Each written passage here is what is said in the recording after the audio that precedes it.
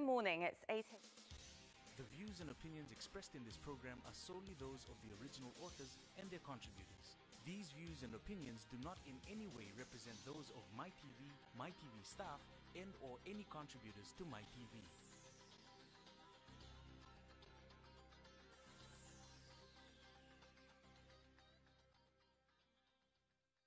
Nanondo bina kay tiko nga buwan nagkalun si binani ko. Balikot sisu na iwal nila ang kakeda nga. No mo itabi na bambauta, no na itabi na kalun na takatakaman. Whatever problem, financial problem, or maybe sickness of any kind, because miracle do happen. Ni sambula binaka na turangan na marama dorbo na ngunelewa, and sar-sar tiko mayan na matakanis ang dinday. Bula binaka viti, bula binaka ni tokani. Itu torito ko na ngono binaka gome, itu wakang bula tugani. Na ada tali, na ada nimbula, na ada ninganga, seko na ada ngoni turanga o Jesu Kristo, ena singa binaga di kwa. Tau manda, enda na kinda bagati ko na kaluli mo na tambu, na buni kandina, na itoka ni binaka, na gas ni buli, na daw bituberi, na daw bagati ngoi. Totoka ni tiko patakiki, enda ena mataka ni singa nindai biki ito, kito na bingkara bitugani, kapagatan lagi na, vi kemuni na sarsa tiko mai na Facebook live, na MyTV page, kapagatan lagi na, and a television set and bi matabu vale una suriti kenda menda lo betanga na lingande matau me kinda bagi mendanga na kaluli buna lo tabu na sing binakan di kuah rua tolu Holy Spirit we welcome you in Jesus name autor talangan ngon binang gomo kinda bagati ko na non rombulan ito kani rua na bundi bola lebuni All Nation Christian Fellowship tiba tagi kenda talangase Joseph Tuitonga turangan ni navanga solebu maimbua takita bakatiko na matakan ni sikandindai susobi takatiko mai na angka selebu ni All Nation and dona ososo ni bakataka nga bakital tala and matakan ni sikandikua ana keni karua tiba takikenda o Reverend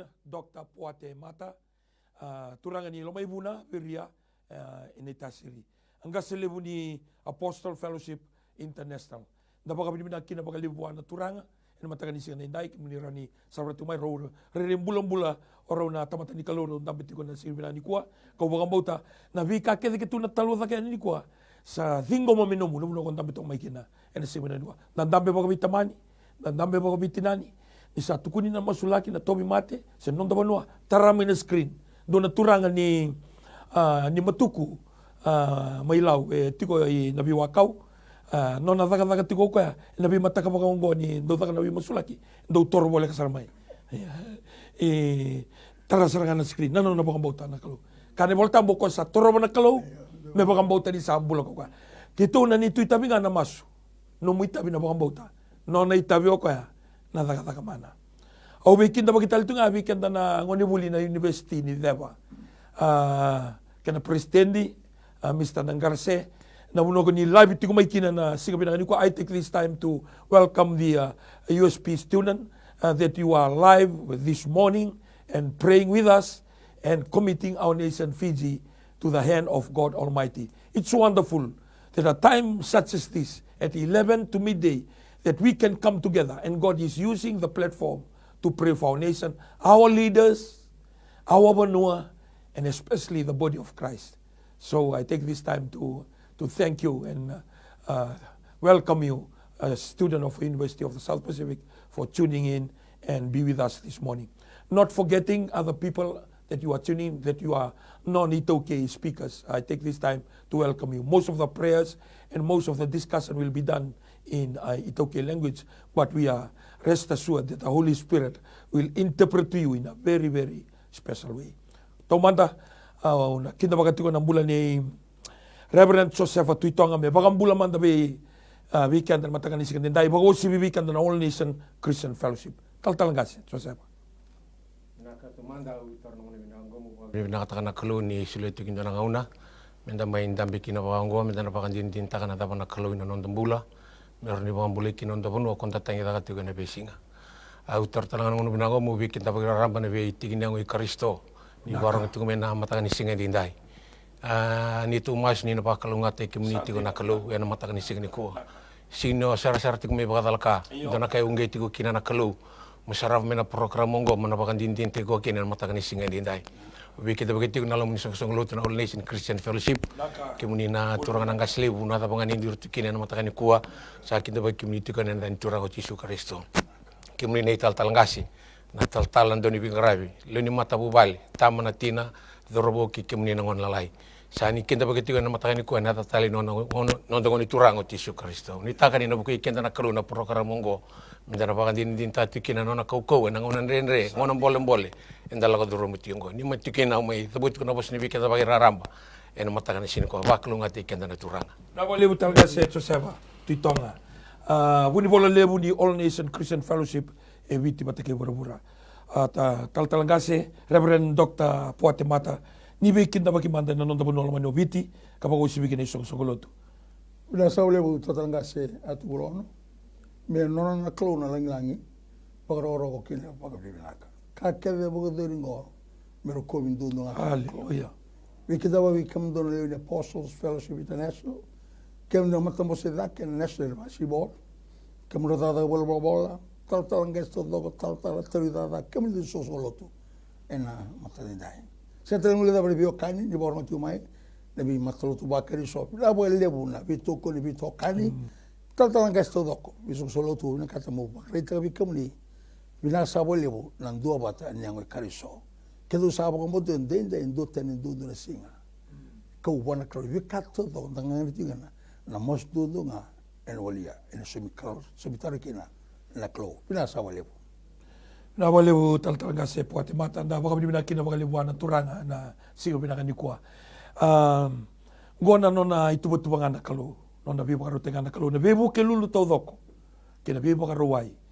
Ngona singa mbito makatamba kindua toka na my television me lako mai na liu ni lotu ke baka ko warong tu mai sar tu mai samber ni sore titi ko na no miso so lotu and singa bina kan ko ran bitar mai na 907 2117 au na katale na viwa saiba bitu rua do bitu me rota langa ni sore titi ko na veluta ki so lotu kolewena me mai pagi tabi talanga ngona nona pata na kalau sini dua nona songo lotu nona go nona tu na kalau era kadibi nga mai na nona ilumuti ko kadibi tu na kalau mera belutaki mera mai masula kana nonda bonua me tambori wana kalau na nonda bonua ni sebina lua lenga tabutu tao na tobi mate na lenga da banga ngona kena pata mera lago mai ni lumuti ni kalau na bi songo lotu bi sautunga na bi singa buke lulu kena bai barwai mengela beti wana kalau ke baka isanga na numu ta taliboni wiko yaki roni ngiri mai na taliboni ndambe na tolu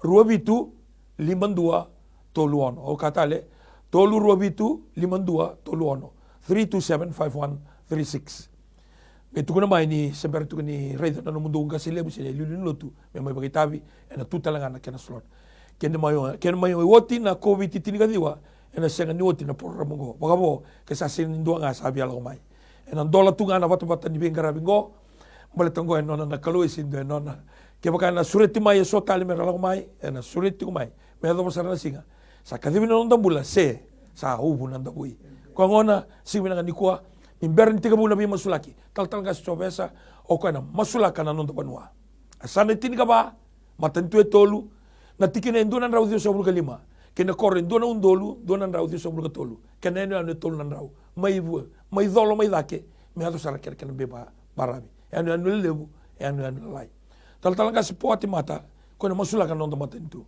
ko ira keda na bingara na matentu turang na presidente mata bubale turang na prime minister mata bubale ora na ngoni kira na makumbuna kira todo na minister sara bingarabi kira todo na leoni parlamenti wilikina na itoni misanga wili talanga kina kwartu suspendi ko na senga nindo na bakwai ena senga na kaniko tamban nimbula tamban ni bingarabi na lawa linga ni wau kurna linga ni wau tu viti linga ni wau tu eni besa berbura doni mboko mbuka nasi kena bunuai noni tabiti ko na talanga si Puate me tambor tu bana turanga una ga metini tu ko na oti ni wabo kini masu se ko na masu lagi kina na biti kina ga Kristo na oti una ga sura tu ko Reverend Dr. Puate Mata men do na bi wase bi kenda na sibina ni kwa nimbera ni dawiri tale do tale masu ni nondo banua sana ga indola tu ko na telefoni muri sara ke baka ko biang giri mai 907-2117 and a text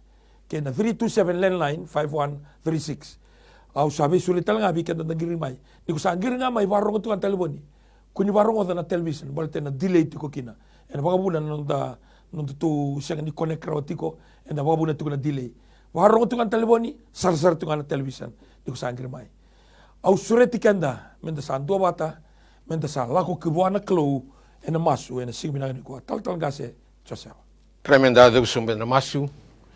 Turanga ki mami Oh, bina bina mataka ni singa di dai. Sisu, bina. Bina nalu ki mami Oh, ni tu ni bakatara mi ki mami ndambi ki. Sandina, bina bale. Tengi taka na ni mami bonua bi ki muni. Bina bale. Na bale bunu ni Naka. wasni tu kuna bi cerma i bonua na bonua. Iyo. Warong ki na Wakarorong mo kina boss. Na bale bunu mataka ni singa di dai. Na bale. Ki mami labeta na ada muni na kalo, na ada ni bulan, na ada ni ganga, na ada ni Beba kurumbu itaki. Na ada simbara bakandu ni bo biso na ndo na ngauna. Na ada siapa kaya to kaki nga. May na ngauna mbuli kino buru-buru mi ada mena mataka di dai. Ki mami baka bini bina ka be ki muni. Ki mami na numa na ni mami bonua be ki muni na mataka ni singa. Biasa na itini kabana kalo ya matata be ki muni. Ni kilana be kairan du lagu du ruma na biasa na itini kabana ni mami bonua.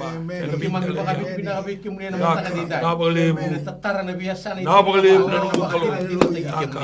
ni baru sana be taka ni buto ni baka taun reba na taka ni luma muni saba ena biasa na yan dundua merabakan dina taka turangan nambula itikon doang abe ki muni na bakalebu na matentu etolu mbur basanga to bata kina kumbuna na kelo ki mami labete be ki muni na mataka indai sir nindo na baka bulidi ki muni ni sakilati ko na kamuni na baka ya dora ni yana be baka bulai na be sereki na be baka tau ataki na be baka rara mataki merabakan dina tay ki muni na ni mami kalo ki mami masla be ki muni turana ni mami vanua na rendre lako du rumah ki mami nganreba na nomuni be buke nomuni be barutaki nomuni be bakalo ngatataki nomuni be lebeti turanga ena be sana yandundua ena mataka ni singa ndai bina bakale besar turanga be tikina yandundua na be kor yandundua na be kara lako du rumah ki mami labete be ki muni na ni mami banua batna banua ya bakara be ki muni yanda bono etiko kina na mbula yanda bono etiko kina na sautu yanda bono etiko kina na taudoko ena mataka ni singa ndai bina bakale na be bakalo ngataki ena be yasa ni mbula kedanga ni bakan dina tay ke muni kina na kalo pinaka bakalebu na mataka ni singa dindai ke mami tangi taka tiguna ni mami bonu ambatani ki mami kelani senga ni ndona nguni sala ero ni mbula kina pe ke muni ndondonga na ni mami kalo mbula to ke muni oni akaya o ke muni ngana sala ke muni ngana ndina ke muni ngana mbula na mataka ni singa dindai pinaka bakalebu na pe bakara utaki na pe bakalo ngata taki ke mami baka bini pinaka taka tiguna katukuno tebi tana tui soba na ni mami turanga na ni mami binaka sabu nga mai be ke muni na binaka ni mami banua itigo na ngete ni linga muni binaka bakalebu na be bakara utaki na balebu ni ndol-ndola na be katu butu songo ena ngangandri be bakara utaki ni biasa na yan dundua na kelo ni bakaya dola mamuni kina na mataka ni singa dindai binaka bakalebu turanga na mataka ni singa ni kuwa waro taki na ada muni saba cisu na ibang bula amen napakalibu turang naka sa tokol ng gagal mo todo sa damani nakapakalibu batal ni mi bonua amen o viti me mbula vekamani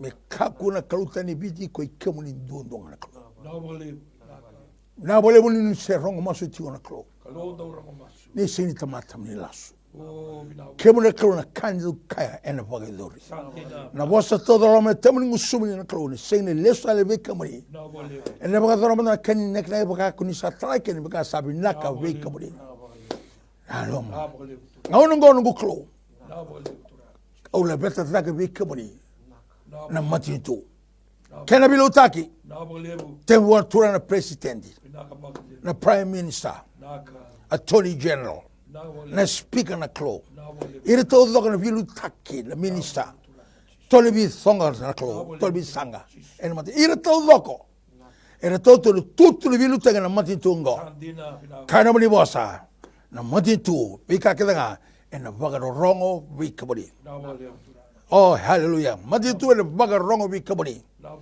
Sata bori sata tole bikamuni no tombola bilo taki ni vei baka bukoi ne vei baka mo to taki ne vei baka le taki na buku mai bikamuni ko saba senga buana vi bang diloi Senga buana duin buku mai dakina buku sama buku mai kebu na klo chigo kina na bule maro ni sama rene baka na klo talira ro ni bosa na bole usana klo vika todo na budi na mati tungo ke baka ndora kame baka buta kina nan dinna ni no ni bosa na klo daka vika todo kona nabu na sasanga ni bi utro date na mati tungo na klo me keni takele tunga na klo Kebuni wata nomali bosa na klo. Ka todo ka boga na mati tungo ke baga sa baga ebutinga. Enda nomali bosa. Ena lausan tamata ke nga ni nandina dodo na klo. Ena kabanda. Na bole na klo bing gara tamani bing gara todo ka mati tungo na klo. Tamata da ni mbola. Na bole bing gara bi baga dor tuba na klo. Bunu wana nasi. Ena bugi mate mai toro taratura bunu go biti na klo na coronavirus. Na bole mbula solibi kamuni tambori. Sono ngau lele na mode, sang bengana kana. Sa musugira todo ko, no ranga rabina lele bunongo biti. Mer bulo bilaga, bulo ko bulo ganga. O te bulo balabu na klo. Ele kabde. Na ole bu tana tamada dangani obisa. Boli vengara kera tango magitu na lawa, me boka dor binaka. Me bole te lele buno klo, ka ko de bila ko Italia. Me ke me bulo tio baka na buno ni manzi tungo. E daga na buno ni manzi tungo boli kema me lele buno. Me ke bina me ke ka ko ni dakina. Sole bi ke me lele buno me ke mundo tele rawa. Na bi ka do sa tuto makena manzi tu en tamada de obisa de boka kema me na klo. Me ke me duwa me ke me boka roko. En tuto ka sa boka dor me bi to tamada de obisa en kabinde singene bi de na klo. Tamada de sotia. Ira todo le vengara bina klo. Tamada ni boko buka o dinga na klo do porque temta que ni dang don lenga tu bukoso ne mono klo sa da mori to do ko bi komori oh hallelujah tatlo na bulega ala roma kenango ta do to do me ba do ba bi komori na kaiso na kamde ina le mono ina le da na klo public service commission oh hallelujah nang tamani mati tu do bangai rabingara bi tu ndai au sa numeri bi komori na klo ni soliver bulle bo sota bondende Meloti o malu na klo. Bimbi ni tabi. Dendre na walako. Oh, hallelujah. Sada mena ngauna. Sabagasa. Sanga mena takataka. Tarabi mani lola. Ene kabenda iwi. Kabudi na klo. Ibu kanjete na matin tungo. Nikuni sa. Tunga na klo. Kabudi na klo ni. Sauni taru ketanga. Kabudi na klo ni wali lenga ketanga. Sindro kan dendre bi kabudi. Kan dendre bi kemame. Haro bi kemame na kuturanga. Ene kabudi. Sada mori bi kemame. Matin tunga kele bi utaki. Tamani bi ngara bi todoko. Leni bonu na kuturanga. Ene kabudi mera maroi. Mera tangomaki. Mera virimba iti na klo ene kabudi dai. Ene nomani kaukawa. Me umbin rambola. Nomani nra. Sabasawa na klo. Oh, hallelujah. Na bolebu. Na vingara bi sama ibu kaduro tiko. Ene matin tunga. Oh, Chisu. Non ngarabi, non lewa, non romani.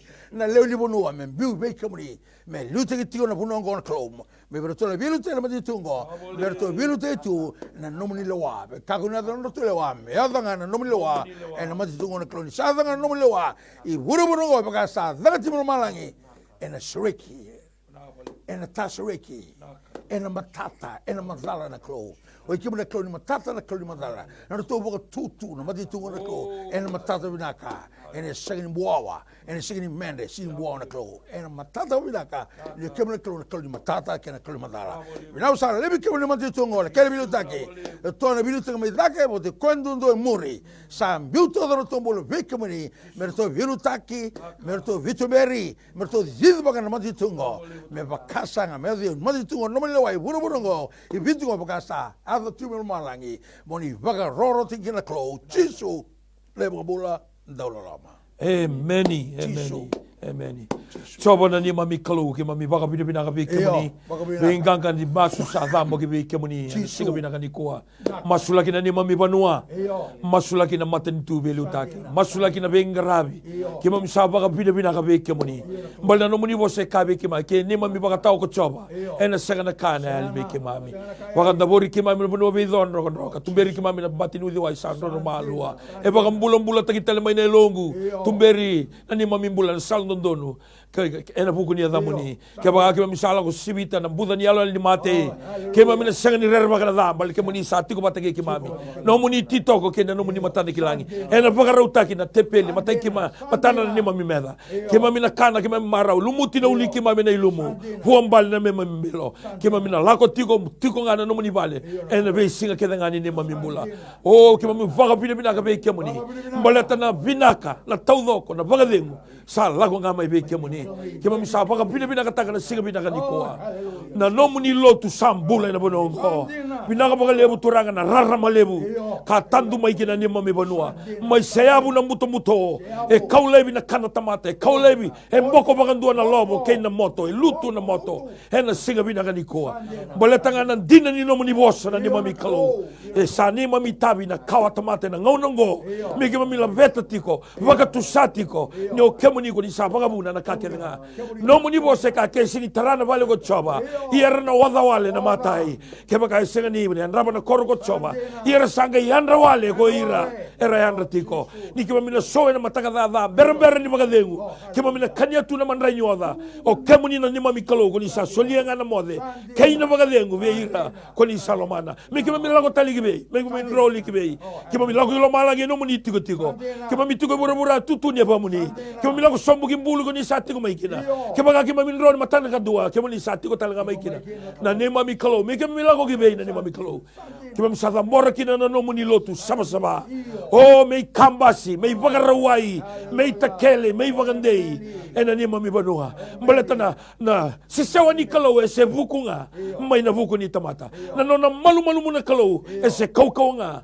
mai na kaukau ni tamata e kaukau be China e kaukau be Amerika e kaukau be Rusia e kaukau be India e mbiu bata na tamata kede kena buku kede e sengangani adobi kemuni na ni mami kalau ha na buna ki mami tangi kina na tamata lotu mana no muni boseka kuira nungu tamata raba to kaine dangu mera baga malu mutagira mera masu lago tani mai non ribal da mera lago mai biau au na rongoda mai lo malangi au bokoda non ribal da au na ngai baga bulana non banua e na ngai ngara tu na matangu e baga rongo tu na dalingangu e na tiko ngai kene longu e na banua sando thambo kina na masu turanga na singa bina kani ko sana numina lotu esele biti kerutuma kena president di reverend doctor baka dewa bos huni bola lebu reverend ili wuni swai ke ira kede na matai balu ke ira kede na kena turanga ni balu ke ira kede na bingarabi o turara lebu kina turara lai gorra nei baka tawa gorra do bunau gorra nei tal ngasi lilu ni waswase gorra do thaka masumasu gorra matasinga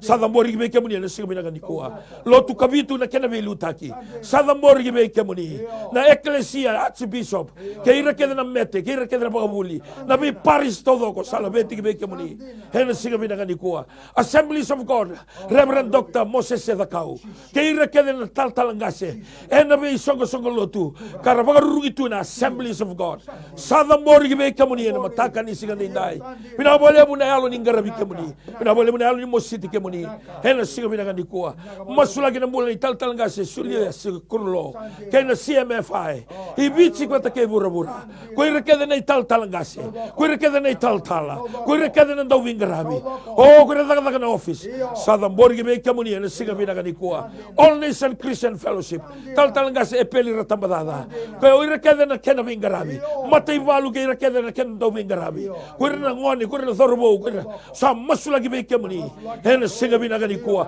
labeti ke be kemuni turanga na be ka kede sara era da kabati ko mehanga kina matantu kom sa baga bina be kemuni na afi ndabe ko na kena ngasele ni ko na Apostle Outreach na International Fellowship o sa masula kana mula ni Reverend Dr. Poa Temata ena singa bina kani ko mbuli mata wale ko ira ni tal ngas ko ira ni tal ura bingarabi na singa bingarabi na bongi sa mbori be kemuni ena singa bina kani ko na agofai na kena be lutaki ko ira ni tal ngase sa mbori be kemuni na Baptist na Presbyterian na bi songo lotu na Salvation Army na Anglican na Samoan Congregation au sa mbori be kemuni e so usini da buta ia kemuni ko ni sakilana ni mami kalau sa mbori na yango i Kristo ke be kemuni ni sandu maunga na yango ka sandu indi na betikina ke mami baga bina ka be kemuni choba na ni mami kalau no muni lotu Mena thandra, me zaunre, me katakata, me rara masaramai. Masi matuituina. Ena ni mami bonu ena singa vinaka ni kua. Sa masulaki na nomu ni lotu. Ena singa vinaka ni kua. Toso na linga muni. Vi maroroi, vi tangomaki. Vi liutaki. Kina nonrambula. Sora kauta boli na itukutuku. Era kanya tungana waini matandra. Stama tuna molumolumu. Stama tuna nrendre. Nakaseti nandusi. Ni ratamatanga. Lebu na ngau na randambe. Lebu na ngau na rangasi. Lebu na ngau na tangi ngalu-ngalu. Sa masu na nungu kalau. Na waini matandra me kaku ni lakotani. Au sa masulakan non rambule na singa mina kanikua. Na kakana era kania. Na non reisulu ke non ramata mubale. So na ngauna sotami na mbula ngalili. Sotami na mbula makananda kui. Na mbula mbilingi. So na mbula era mbili raki na bebo no era lako kina. Sa masulaka turanga. Ni langi na evandra. Kauta na itukutuku binaka. Turanga me maroroi na evandra. Era kauta tiko na itukutuku binaka. Non ramata mubale. Kuira na lubendra. Kuira na makumbundra. Me saki. Me salu boyawa. Oh me rongo yawa yani. Na non rei tuku era kauta tiko na tuku binaka. Ena singa binaka ni kua. No muni lotu turanga. Me kama me zaunre. Me tuda ke na wamalai. Me rongo na dindi bara. Raitale na matamboko. Sereki kwa sabi suki. Vanga lala taki kwa samaboa. Nandina ni no muni bosa. Ena singa binaka ni kua. Turanga wabura me raida na no muni lotu. Oh ken lenga ni bura me raida na no muni lotu. Malura no muni lotu e tara bata ke lo malangi. Na matan tu bura zama ngai bura. Ia na no muni lotu e tara ke ko lewa na kakelenga. E kaki na matan singa medila. E kaki na bula me buni na o. No muni bosa sa rotsi ke mami ba mina ka singa mina ni ko. Sa masula kina lotu ke na bingra. Sisu na ne mami turanga. Na ne mami bola. Amen. Hallelujah. Turanga marama dorbo na wane leo na wakila ni siro kolo malangi. Ena siga binaka ni kuwa. Erdo ka renonda kasi indola kilo malangi na masu. Lebu ni masu kina karabang bauta. Sama ikai tu kina sa indola nga kilo malangi na masu. Kau bang bauta do na tak do na ngona binaka ni dambe meron da surat tiko na tal ngase Reverend Dr. Poate Mata. Me wasebi kenda nakaimbite mata ni lona na kalo siga binaka ni kuwa ni berani tostale. Na programo ena siga mina ni kwa. Da sabole bu tatala. Na momi un tamiti ko ngi biti bena klon ti. Wala tamo na koro ni bingona. Wase vitu na tire tiga ba. Koro bingona vitu tiga ba kebaka. Era saba ka bolu mutira no tomate era saba ga tani kine lango. Masu. Mole biao. Lago tani mana ro barabada. Anrongo melo malangi. Ona bokodon rivolvo da, ona bagambula, na non bonua. Tatala na kada tu na masu. Na kada tu ngi vitingo. Mate, kon mate taka, probora, adme vitingo. Keri tu rongi non sa siben dulu milo na tamata. Sa tere tu mate ngo. Undol bogondol ira sara mate. E da bagabili no abole bona klo. E na bono todo ke lagoni kena mate ngo. O vitin dundua e signi toso. Ne uli tamata terera e tonga e na tirika diwa. Sin toso lo sobulu. E sengata ni dua vira e te vira matango e mate. Kelembale ona taronga. Na dama kabuni. Dama ndabuna. E ba kelongo na kai bogodora klo e na bunongo biti. E usaba ngamboto sala ngona kauko ni masu. Amen. Totala.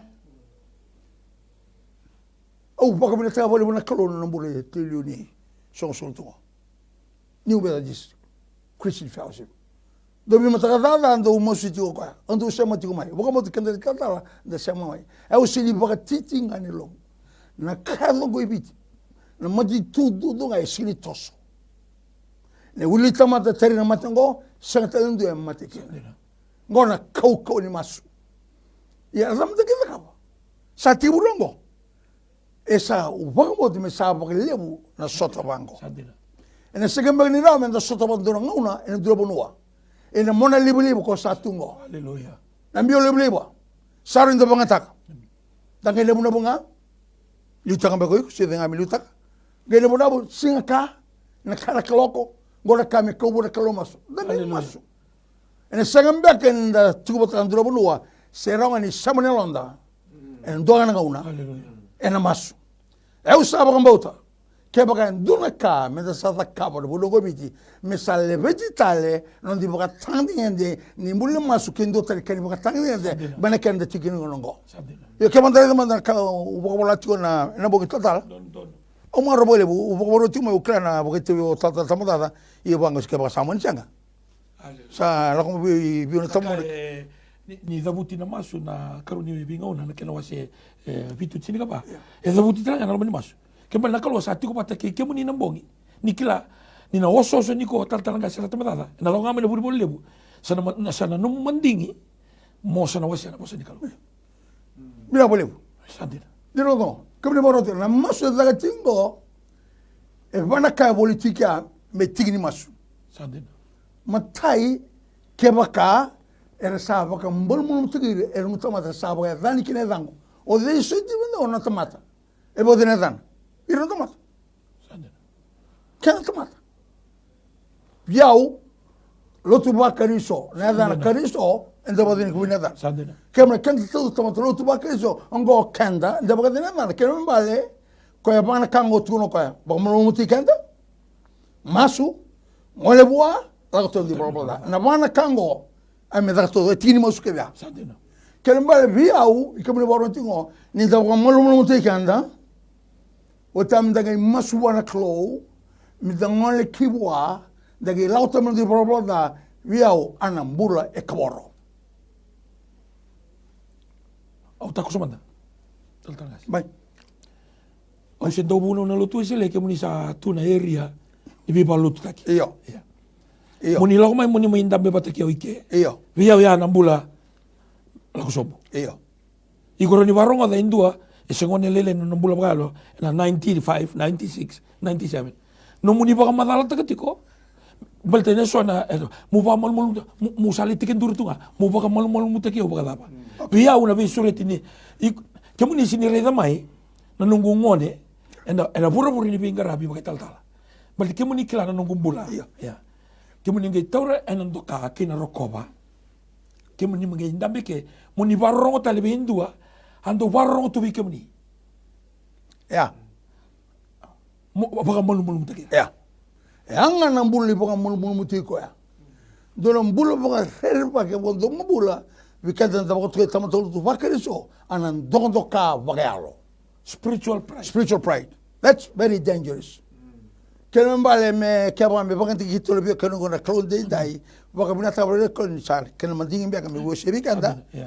Na maso daga tingo vana kame bukadori kanda da bukadori kina dana nona tamata nona tingi taki kanda ne utalei sandina ninda bako mono muti kanda daga maso bua da ngole bua daga roto di boda daga tio ngoni maso sanda maso tiko me da maso ena yalo e kaboro ke la roma da sila ke me vale tata o ko sa singa ni biarreda na casa da kauti o ko sa biarreda casa da ngango kaboro mas na casa hoje sangule da bana na mbule kaboro ni borongo dibinaka ni oseti no mbule kaboro adama na mbule kaboro adama na bagadori ndo mbule sakaboro o ko kaya na tabai woi ala pasi na ngone kaboro kine ene bana Kristo ene matana Kristo ni sakaboro kare bolta ngai sera ga mitu tu kene boitale ngai mo sinita o mo bolto do era sati kina kene mbale viau total na masungo ke bandur kan tengah me tuni sheroni klo na kanan retu mo sheroni klo na bule kabor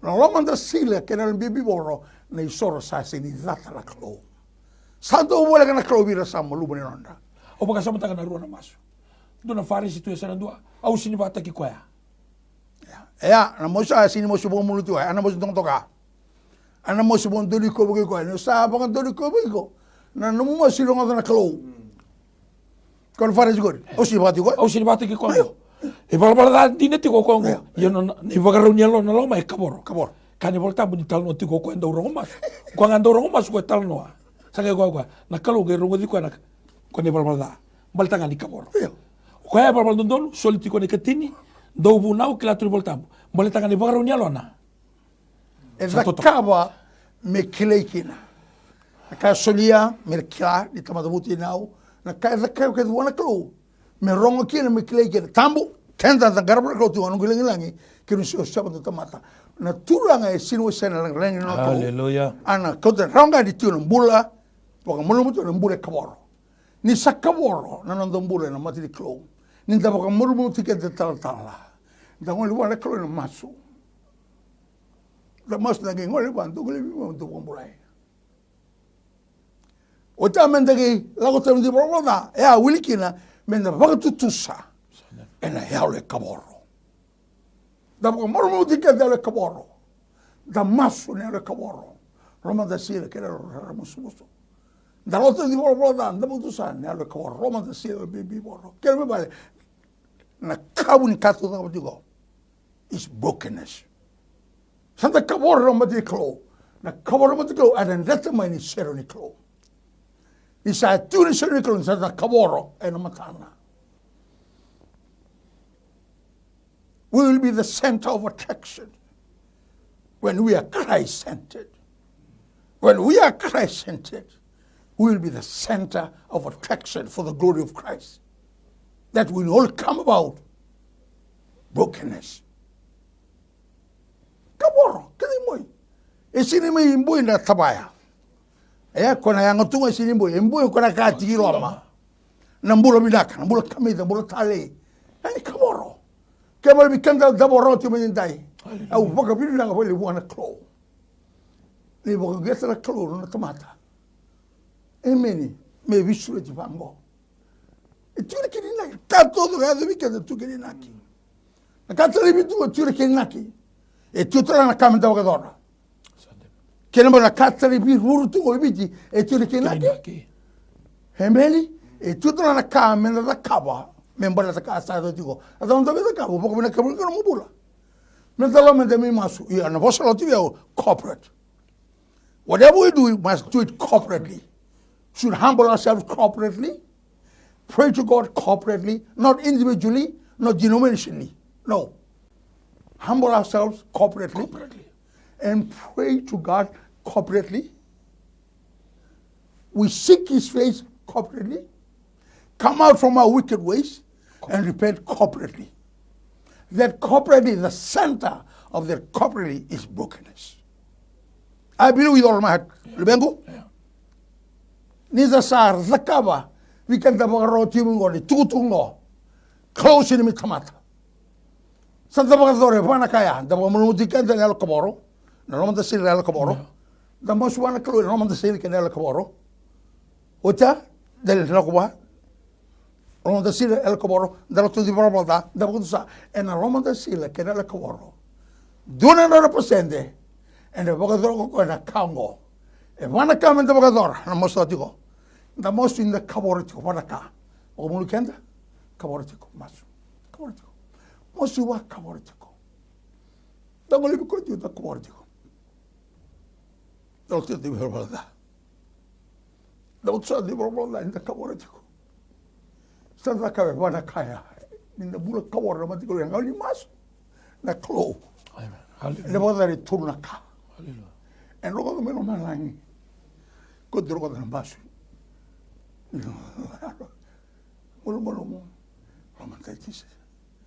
God answers prayer. That's offered in humility. Amen. Repented. Close the middle malangi, close up, but there are collisions before he hears. And Roga Colonel Malangi, and the Bocon of the Barbosa gave a Bulano, Viti and a Bula. Nisambula Bonobi, the Cato of the Tibiti, Tadala, and a Bula. Natamata, Cavagao, Yaumbuli, na Gele, na Tei, na Manumanu, na Hika, na Lava, na Cato of the Tirabonoa, Obiti. And the Bura. Hallelujah. And I can't be to the Colonel. Umarani, you're on the Dominalata Moisi. You can't buy other move to the weekend. Some of the weather. I was Sabogambota, Lubiango. Was all the Cadu Lubiango. I was about the Targas. Me Bagati Kubicum and Dewa. Me Varambo Kaki. And most of that thing. I was lived over some TV. Sakena ofra du corporate na sanga mbaka ko sakauti menda kuni batel ndonga na bundo meta bosu watkena ena mona libini basatungo ni belube rodi baka taggo getu na sotomika ngona na kame muslake ina zabanda da kabo na klo men da kabo tigo en elo bimbi boro Hallelujah. romanda sile kera bimbi boro e romanda klo e usaba ngambota goli titi budi bi kalebu en na forna klo sangi boga bi kena tomadiko men da la wata mai come together as a corporate body, and whatever we do, we must do it corporately. Humble ourselves corporately. Pray to our God corporately. Seek His face corporately. Come out from our wicked ways, from our sins, and confess them corporately. When we do that 100%, I know with all my heart, God will hear from heaven, will cleanse all our sins, and will heal our land. Fiji for Jesus. Amen. Now we live. Hallelujah. We live. Isn't that wonderful? Hallelujah. Fiji for Jesus. Fiji for Jesus. Turanga kena marama thoro bo kena wana au bambuta ni kumuni bakila na ilumu na ono ko ni sarsa to mai kena gori. Kitu ndami to go kitu bakila na sera au na ilumu. Jesus. Aro to mekana ai se ono sa bulgono. Wale da bandu bia tara. Ono da bandu bia bakarutaka. Au sango le bangana tamata. Saya lo malua ramusu nelo na. Ngai re makana no bosa. Au bambuta sarangani na do ngona na tolungo e dudur mesa toso bagalilai. Mesa na rota na lima. Me kopra de. Me rua sanongo me via kopra. Na ba bina ke sa me na bagara dona hol lebu dake. Me ni sa tu kopra. Ke na ngao ni tu na covid tinga diwa. O ni useti na covid tinga diwa. Obi te avanga ki de tinga diwa. Covid tinga diwa. Avanga ka tinga diwa. Na sinindo e mate. Ngai bulon disi amba bulo January. Au sambita tu na minsta nimbula. Na sinindo e mate na misila. Na sinindo e mate na covid tinga diwa. Baltani kemuni waseti ko na kalungo ndoro masu. Tal baro ko tiku mai ni kwa. Na numatiko. Oi ko ndomo ni kalu. Na bunua da ko tiku kina. God has ordained your life. So don't look down on yourself. Kitu ndamitiku kitu tutu masaltu ngaki kemuni. Tutu masaltu na matani peculiar people. Kero ndame matake talga se pelir tambada na vida na mato sauti na program botongo. Kero ke bitano tiko out of thousands and millions. Oi como que indo monicalo. The second qualify. Nambule pa sila. Nambule sila ni todo ko. Ya nakalo menga ipa iyo takanga. Oi como me no na ambassador. Sanga Indonesia. Sanga Londoni. Sanga Washington. Oi ko no na ambassador. Nakalo ko embulia nakakena. Isn't that wonderful? Oh, it's wonderful. It's very humbling when you walk like It is. Yeah. It is. Naka the libego. Mesatiu mesabaramulo de this corporate concept. Done. You know, but we have to start from somewhere. We are starting now. Starting now. And improve. And enlarge the board of our tent. Yes.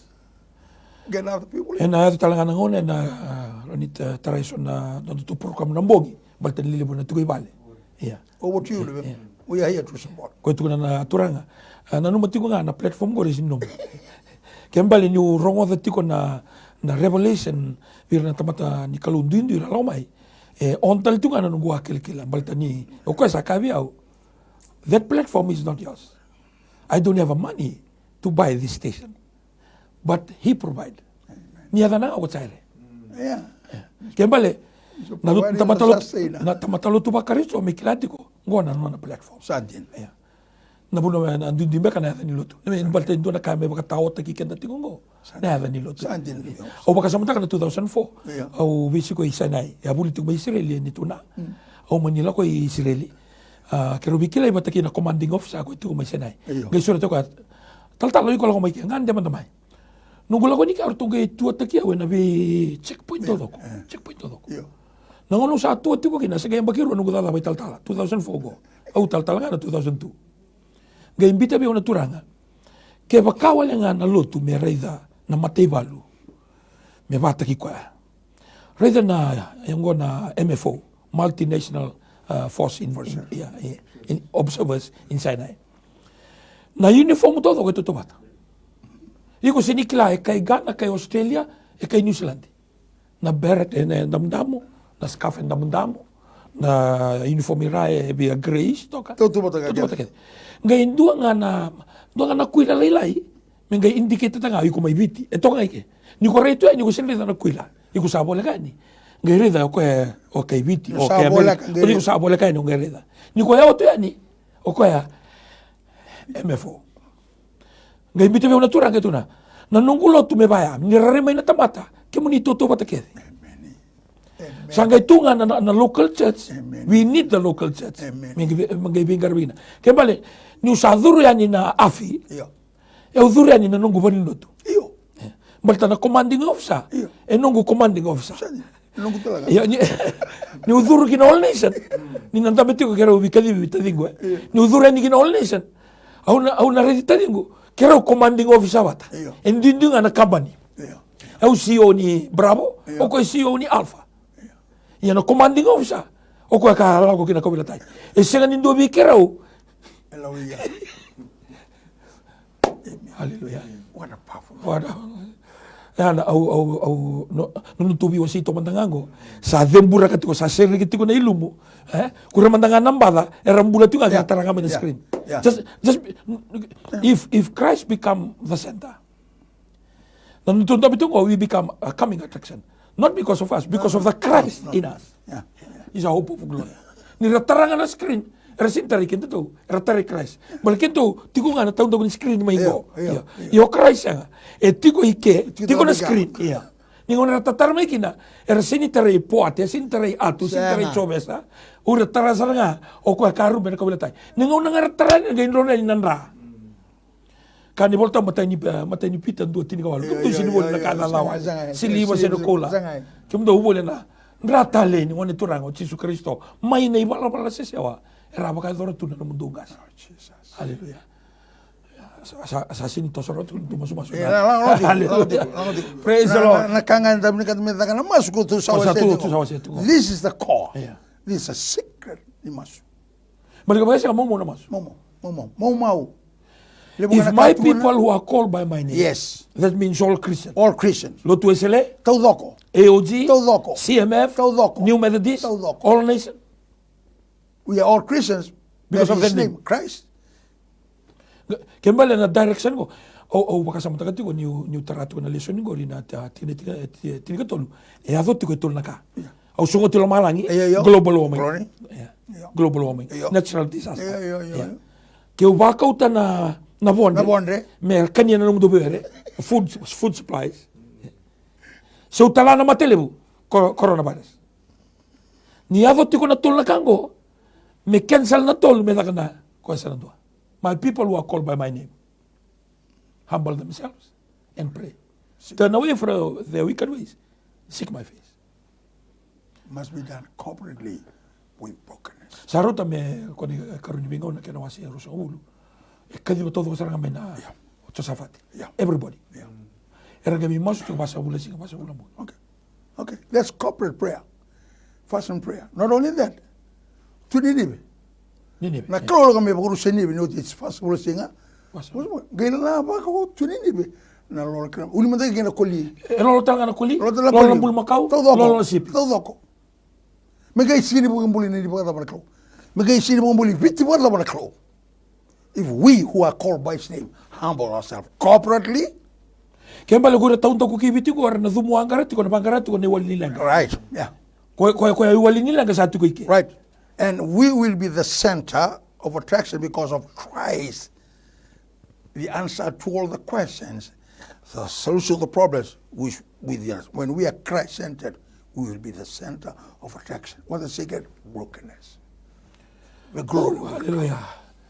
Turanggen marama darbo ken wana la unuita kan ko tararoti ko na rebu ken na wana na warasa ni kana kamati ko na kalo. Ni kati ko mikanda ni bola tabu. Le ruanga se le tol. Erto songo di bata ena dango. Na inaki ni nonda songo di bata tiko ni kuwa. Balita saranga na ni ngoni turango Yesus Kristo. Ana indaki ke to bagambauta ni na bagaru dambori ndo na ando na masu ngo weekend na biyo kani do talaga ni biyo sa nyumber sa la ko na masu sa barundol talaga taliboni okay tomo sengo ke baka induna ka me sabo ke dori me sabo ke libu saranga nanda masu me le bitel ndo tali baka tangani ende me to ko dungule da bana kake den ko to bana ko na masu hallelujah as individual we must be broken Ramanda sila el bimbi boro Santa Sema Anglubi on kauta kapatiko when we come together corporately they'll be much more powerful Kaba baka mbuli ni bena clone rolo masu to justify Can I say something here? yeah Or should I say in the choir or just say it, just say it. Why can't we do that in Fiji?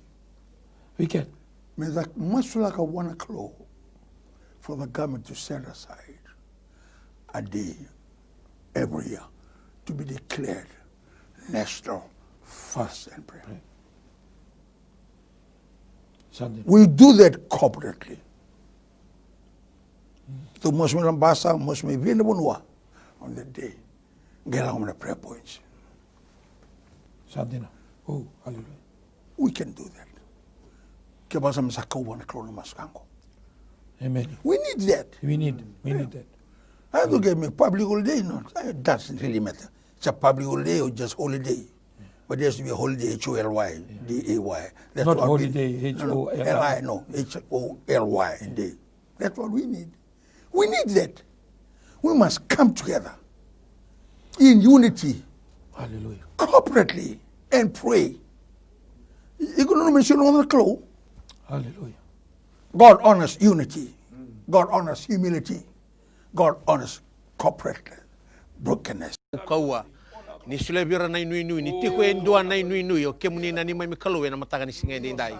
Ningi biso tabi turanga na tanga elala e na kovate elala turanga ni baka sinaita na ilololo mera baka dina tegi kemuni.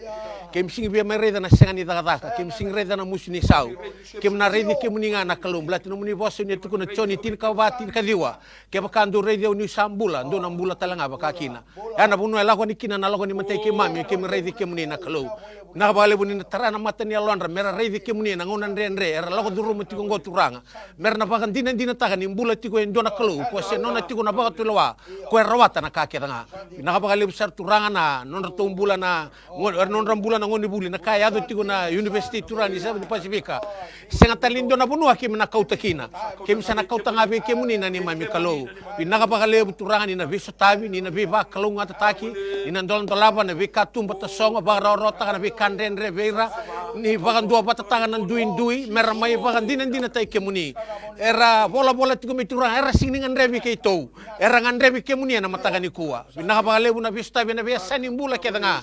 Ni baka dina tai kemuni vera. Mera le baka dina taga ni kandina na mbula ni baka na mata be kemuni. Pinaka baka le besar turana mataga ni singa ni ndai. Baroro ta ginada muni saba chisu ne baka mbula. Amen. Masula ke matanga ndo na ngona lewa na bula dio tiko e tobi mombota niaba sa otingo e bana bula. Sa kai bula diwa e bana bula na bula diwa ya e mombota tiko na e bana. Ya. Dotale o pedi duru tiko na acute surgical ward CWM. Kare tiko na bi masulaki. Ya. Kero ni tu tambora na bula. Ne tu klo. Hallelujah. Thank you. Kemuni nga nonda punu wai na punu wai. Baka Filipina ten romulo bunu wai kana nasi rubengara me baka ni resta matanga. Baka yale baka taba na nonda kila. Na bunu sama itabo kina.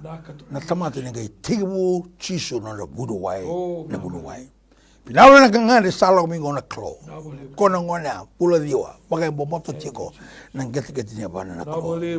Oh, kota na turanga pene tio na cute. Nongo turanga kanuri wasa ni talana mani bosa eni ne bi mulai kedo sara talana mani bosa ike oni ne bi mulai bolembula bi peni batana marama na dei chiso oh lo kona ngona halo bula diwa na ngona ne bi so kulingo na bakata kulingo ne dami wato gotio ne cute turanga ni baka dei tai kemuni ndai ni ko ni se zakamana tiko ni ko se bi politiko ni servisa ko ni sa ko tinga sambi na bulo ro ngono maninra Rando dada kamanan, rando viva kumulai, rando viva kumita kami birau. Mana buranda rau kana gata di wanrau. Vina boleh una kalau kau kini tuda tamina mate, kana bika ni sabado mi kalwadi kai saoti. Sa dau ni viva kumulai, sa dingome na pakang boton rombula, sa keremi gona kalau meramai ngone ya, tawi kuan na kuli, mati kuli, mati peni. Sa dingome na pakang boton sa rombula, sa rombula besar. Haleluya, mau ni komunikasi sa pakang boleh ruru kina, nomor ni ngakina kalau lengi, pakar rokila pakar binaka, cisu le pakang bulan dolo lama. Amen. Amen. Amen. Amen. Dotale te na klasa tomokian to tu na ngona. Haleluya. Ni tota no na nga na Facebook. Kera undo vivala paleta ni leilas tiko kina ituba. Halo ni ndo ya lewa kina lasu. Kera bi masulaki.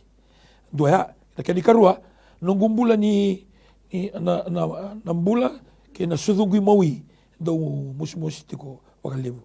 Au kera na bi masulaki. Haleluya. Turanga ke mami babi ni binaka tuga beke munia na matanga hindi. Na wakalebu turanga.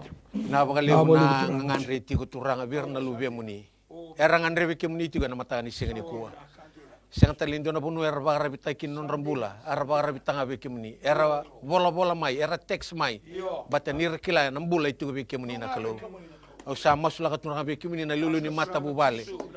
Vaungo ko tigo na bikai singa ni bakana lama muni. Au sa masu ni tarana mata ni alona. Tarana mata ni alona turanga na matanga ni singa di indai.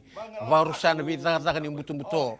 Varusana bi taga ni bebi sugi ni bebi bakam bombula taki ni buto turanga. Tarati kuna nona mbula. Mai yato tukina na nduindu na lama ni mata bubali. Kima mi baka Pilipina ka buona marama tinangoni ngandre bi kimuni na mataka ni kuwa. Senga talindo na ndoni be bakan dua patataki. Kimuni ngana ni mami kalowe na mataka ni singa di indai. Na baka lewu ni na bakam bulana mata bubaleani na bakam dua patataki rau. Sule biro ni alo ni bilomani ni alo ni rerbaki kimuni. Miado na ngau na rona mi tukuni kataki na daba na binaka ni ndua ya baka rabitaka nona mbula be kimuni. Na baka lewu sar turanga na mataka ni singa di indai. Na baka lewu na be bakam bulai na be sereki na be baka tau taki. Koroni ngangandre na kalau kim sa lewu tigo be kimuni. Na baka lewu sar turanga na alo ni ngandre be kimuni turanga na mataka ni ko turanga. Me baka seranga na alo ni ngandre maya ni sutabi ko baka kine na mataka ni singa di indai. Ko sing ngandre be kito sa tabu to tene be kimuni na kalau. Ko bola tigo me ni ngandre be kimuni. Ni ane be bakam bulai na be sereki na be baka tau taki. Meado na ngau na mena tukuni alo taki na ko turanga na daba na binaka ni bara bitigi na mbula be kimuni. Na baka lebu sar turanga na muni boso ni ka turanga. Wera keder baka be kimuni. Wera keder lawa ni be kimuni. Erna senga ni baka mandu ataki na ndo na ngau na. Na baka lebu turanga na tukuni alo baka rogo taki na da muni saba cisu na baka mbula. Amen. Amen. Amen. Haleluya. Oti tunga bal sa tambo kikedo toti ko na ngau na na singa binaka ni kuwa. Haleluya. O ema mai lambasa sa oti na due date. Kera tu mai na bimasulaki baltani sa lakusibita na singa endo dul me baksutuki na dua ke bilame endo lakutunga ba Italia sibetala no ngona ke na lasa ba burubura. Au sa kera sa me masulaki na bulan ni bilame. Haleluya. The summer show. Na katranga chisu na bale. Oh, hallelujah. Emma. Thank you. Ena dai chisu. Na bale. Ni masungo ke bo rongo do tigo na masungo Emma. Tarato na kitemu. Na bale turanga chisu. Oh.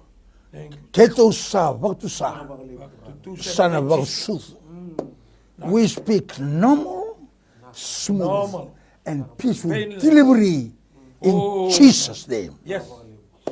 Nongo klo nongo ni sulia. Ke ba koto dala se koto ba tani. Ni bitu ko bo dono choba ni me aldo dono en dono na koto ngone. En dono tala na sudu mai na klo. Oh hallelujah. Hallelujah. En ba sudu bo dono na ngone ngo emango. Hallelujah. Ni berni romo na singa inda. Iyo na katura. Balongora singa ko ni salisia. Me ke me reki marukina. Me reki yama marotio poka binaka.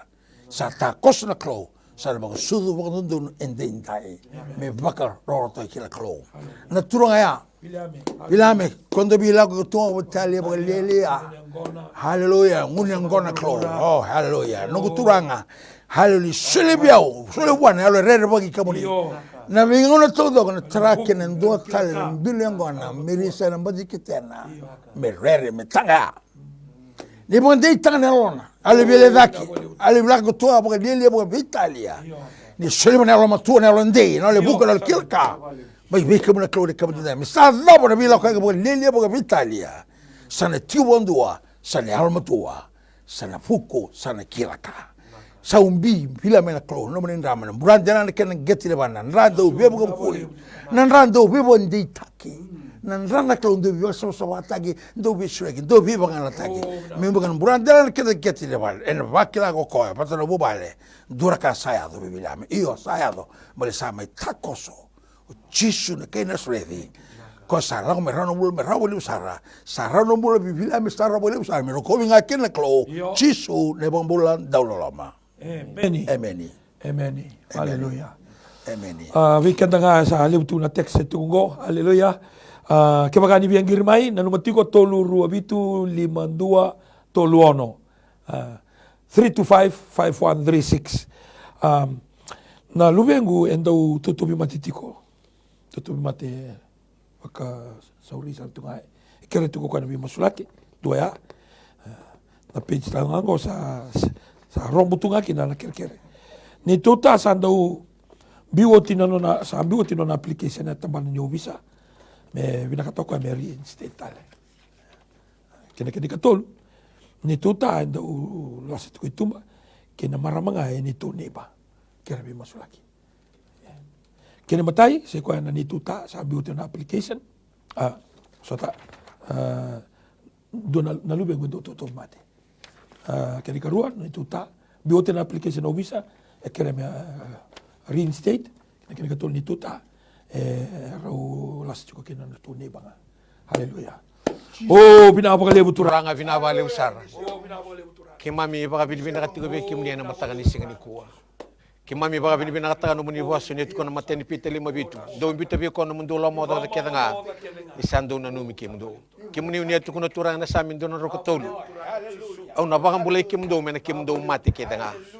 Erangan repa na numuni be baka bulay. Numuni be sireki. En mataga ni singa indai binabale bunangone ando bugu ito bimati tiko na kalu kito sama sini kona no munita mata ni ne be bulai ni ne be sireki na weni ke muni kuita sana bulai kina ni sireka na be buna be sugi babi na taga na be buna da ni bulana be buna mati na mataga ni singa indai me na bagan dina taga ni singa ni kawale nona tatara mai be ke muni na mataga ni singa indai na bagale buna be bulai na bale buni na bagan dina te ke muni en mataga ni singa ni kuwa na bale buna bulan ni no munita mata sambil tahu tina nona bola kira na kalau me na listele na daga ya na kalau kemni na you are the God of restoration ina restore kuata le turanga bunua daga tu kenelium blata ni savangara kemni mai ena mataga ni ko turanga ko e bagan dina taga na no muni bosa ana bunua kira mai kine na mataga ni kuwa ningi bagan di taga na nona baham bauta ni bagan dina tai kemni bi koya ni sila talibwana nona daga na kalau mena bagan dina taga ni sangani kawale nona bangara ikemuni mai na mataga ni singa dindai ko sakune ikemuni yo kemami baga bini bina taga muni vosa na sing lasu ko anga sakune ikemuni sakune anambula bina bale na be bagan bulai bina bale bisa rawana daga bina bale na mataga ni singa dindai bina bale na lulu ni mata bu bale ai na buku ni besu mai bisuki ko tiku turanga na mbula ni lasa itumba na mataga ni singa dindai o sa masu na kloni bagarusa ni baga bele belata na be ndraki ni mbula tratiku na nona mbula na besu ke bura na biba totonga ni butu ni barusa ni zabi bubutaka ena kau mana ni azamu ni tisu turanga ni terana mata ni alona ni basudu mana yalo ni rere bagi kemuni kena yalo ni rere na yalo ni lomani kemuni ka kwa bagando ni sulibo indona bagazengu na mataka ni kuwa na bagazengu mengei nona ni sa bagayo melesu be kemuni na mataka ni singa dindai bina bagale besar turanga na masu ni kere ni ngi beso tabi bona no muni marama banda ni bangara kemuni mai na mataka ni singa dindai nakapakalebu kimami bakam bauta kimami bakam deita kana voso nia kai na madhiu tinkan marika tinkan dua rosa bul kaba na be kake den do sakereni do samasu do bakam dinata ni do sarwata enangai no mundunga kim sating goma na be bakam bulai na rawni daka turanga na bakam binaka tagi ni mata bubale ena kau koma na ni adamu ni chisu masih na bakam binaka na adamu ni chisu na bakam bula binaka dina ndondonga amen hallelujah praise the Lord. Nunggu application do tal na mo slengo au sambito ni tabanyo visa. Ubina kata me udhuru wina kata mo dhuru be irto na uisa total ngo wubale na salambula enambua kitu sakela satu ngar bi masulaki watu ke choabe kera na bi masulaki bolete new stroke tiko tolu na bitara bitungo nitaka ni haleluya tu sulit umaina technician na kinando bingarabi e tintal miniti tu sa lako sibitango na 5 sa batal tungo 5 minita kera tal ngase haleluya ke mga rua rusa bodo bodo dura kama i bura ena bodi boka kena mo manangi ke wa rua rusa sera ken dura kai bura ena sweki boka tala kena mo manangi ke ba tala rua rusa kren dura ka vitama muni ena damuni ena ya me boka kena nango turanga runi waso ase kito bodo tora kerkre bengo kito sa pauza na mate na vikato loko oh halwe bibo to tonga ni chiku ena kabde sile bode dai ka shreka na bibo dingoi shreka na bibo mulai shreka na daga mana shreka na bibo krumutaki ver to kere tu ngor klone kam de wilkina ko bin kata me daga daka en soliwa sa kerkere ena kune ko sa ba sangra en dole wa sa tu tuki na maramongo ko kerke tu na kloke sa ba bota me va casa rendire muni mosa sa soliwa non kerker me daga tal tama de novisa mo sa me kune na kabo sangratu na daga naka sa me ndoleba sa tu ke na klo me sa sis wana daga na klo en mata de dai oh hallelujah wili ke na turanga ko te ko de stroke ko sa sinabala ke muni na klo oh hallelujah ke muni dodo nga chisu na huwa ndia ni watu me da kabo na kake danga au sa bosa wa na buno sini abala tikume wala ne de chiso na buno bestu me siraki ne de chiso na buno sabaka mai malumu me kauko ne de chiso kere mutra baka kauko sa se ne abala roke ne samani yango me malumu me siraki na klo ene kamni bina buno stand dabe bina ganda tatu bina na uto pikato do klo buka sa mai sama kalamu sa bonoti na pikato do ke sa mai made sa mai tumondua saratibu ya hapa para tale ni sarambula tale na klo ene kamni na bole msa na kogo ni tuda tale na mate ni sabaka tele na turango tabi stotiko oh hallelujah sana toda ke ene dai chisu ene kamni dai ene pongan dindina tanga ni tamadongo oh ene pongan dindina tanga ene tuna lo tanga ene pongan dindina bula ene ka zawado ene tuno ko chisu nga sabon buliao chisu au samai lago tale kina au mai tundo samai lako oh halu bila boleh besar bis reke bi mulai tanga man lemgo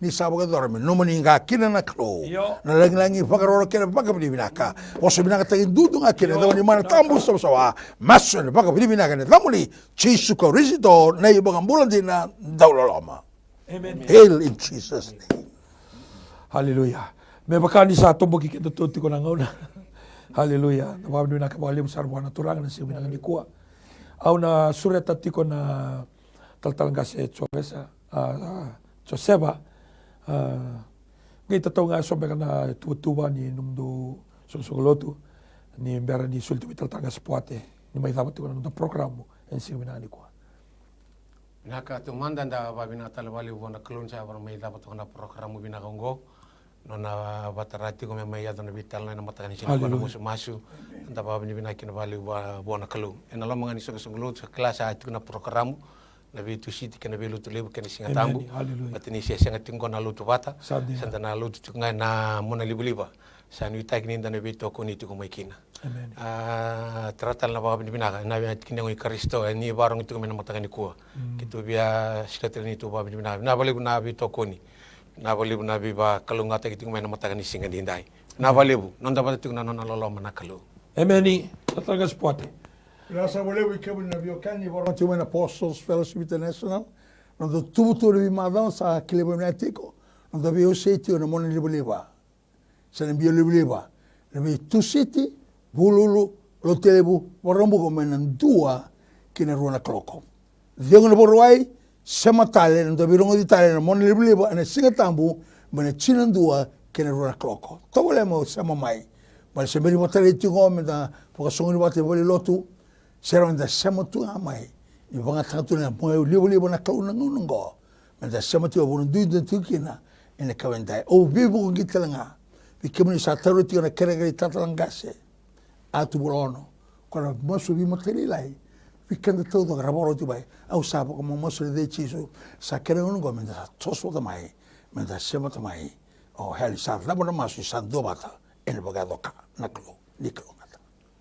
Turanga marama dorbu na ngone leo anda ba sarsatu mai nikua autor tu na ngono binango tomanda mo babil na ta na kalu ke karua au babil na ta na station gona mai TV bulan ni Stanley Simpson watana kina na CEO ni mai television kerto na bingara bitiko ni vango na kenererai ena mataka ni nikua au sekatala ni ngone damo babil na ta na rombula na tamata ni kalu ganga raunda bitingo nikua taltalangase apote mata mai na agofae International Fellowship, Fellowship International, katakan kina All Nation Christian Fellowship, na budi bola lebu, dapat tu kepatikan semina ni kuah, ni rawani kita mai bingarabiani, dan dua naya uanggo epakanga 5 miniti, kau bang bauta ni kemuni marau tak talanga semina ni kuah, nama kamai na Singapore rawai, na rua tali tiko na ital-tala, na rua tali na song-songolotu, na tobole mena tosu tiko kina me adona 5 me rua sarango mero ni lele butoka